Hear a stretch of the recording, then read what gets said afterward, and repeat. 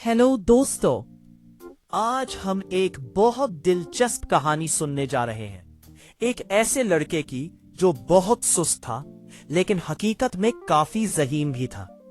इस कहानी के आखिर तक हम सीखेंगे कि एक सुस्त इंसान कैसे मेहनती बन सकता है और अपनी सुस्ती पर काबू पा सकता है। तो आखिर तक हमारे साथ रहिए। एक जमाने की बात है, एक छोटे से गांव में रियान नाम का एक लड़का रहता था।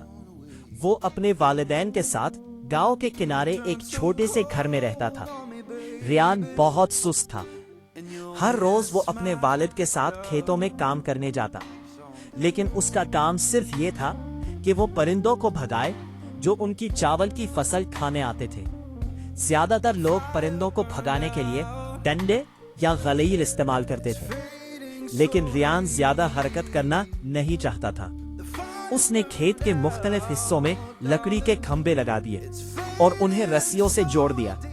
इस तरह वो बगैर उठे ही परिंदों को डरा सकता था और आराम से लेटा रहता था। इसके वालिद उसकी सुस्ती से कुछ परेशान थे। वो सोचते थे, अगर मैं बीमार हो गया तो रियान सब कुछ कैसे संभालेगा। लेकिन चूंकि रियान अपना काम मुकम्मल कर लेता था, इसलिए उसके वालिद कभी उस पर नाराज नहीं होते थे। एक गर्मियों के मौसम में खुश्क साली के दौरान इसके वालिद शदीद बीमार हो गए।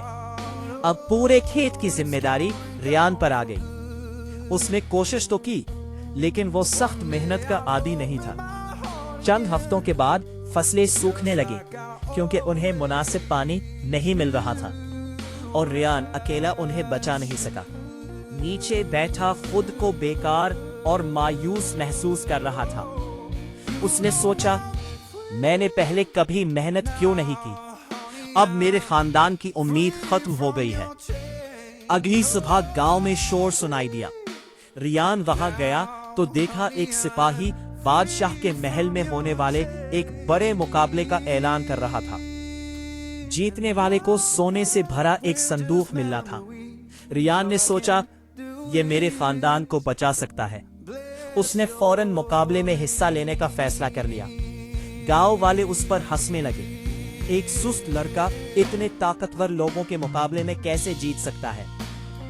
लेकिन रियान ने किसी की परवाह नहीं की। उसके पास महल तक पहुंचने के लिए 3 दिन थे। वो रवाना हो गया। उसके वालिदैन को यकीन तो नहीं था कि वो जीतेगा, लेकिन वो उम्मीद कर रहे थे कि यह तजुर्बा उसे बदल देगा। 3 दिन बाद मुकाबला शुरू हुआ। तमाम खिलाड़ी एक बड़े झील के किनारे जमा थे। सब बहुत ताकतवर और मजबूत लग रहे थे, जिससे रियान घबरा गया। फिर ऐलान हुआ, इन्हें झील पार करनी है और पहले 3 लोग अगले मरहले में जाएंगे। 3, 2, 1 शुरू। सब लोग पानी में कूद पड़े, लेकिन रियान पीछे खड़ा रहा। उसने सोचा, अगर मैं तैरने लगा तो मैं कभी नहीं जीत सकता। अचानक उसे एक ख्याल आया। वो जंगल की तरफ भागा, कुछ टहनियां जमा की और एक छोटी सी कश्ती बेड़ा बना लिया। फिर एक लकड़ी को चप्पू के तौर पर इस्तेमाल किया। उसने सोचा, ये तैरने की दौड़ नहीं, झील पार करने की दौड़ है। मैं ताकतवर नहीं, लेकिन ज़हीन हूं। आहिस्ता आहिस्ता चप्पू चलाते हुए आगे बढ़ता गया और आखिर में तीसरी पोजीशन पर पहुंचकर अगले मरहले के लिए मुंतखब हो गया। अगले दिन आखिरी मुकाबला हुआ। हर खिलाड़ी को एक बड़ा लकड़ी का ब्लॉक दिया गया और कहा गया कि उसे 1 किलोमीटर तक धकेलकर इख्तितामी लाइन तक ले जाए। उनके पीछे मुख्तलिफ औजार रखे गए थे, लेकिन हर खिलाड़ी सिर्फ एक औजार ले सकता था। पहला खिलाड़ी रस्सी लेकर ब्लॉक खींचने लगा। दूसरा लकड़ी का टुकड़ा लेकर लेवर के तौर पर इस्तेमाल करने लगा। रियान ने जल्दी नहीं की।